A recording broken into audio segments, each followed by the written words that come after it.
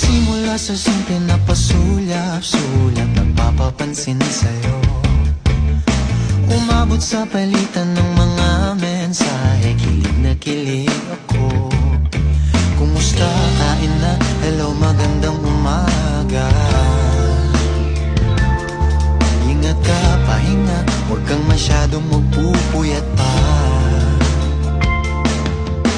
Naramdaman ng puso na dahan-dahan akong nahuhulog sa'yo.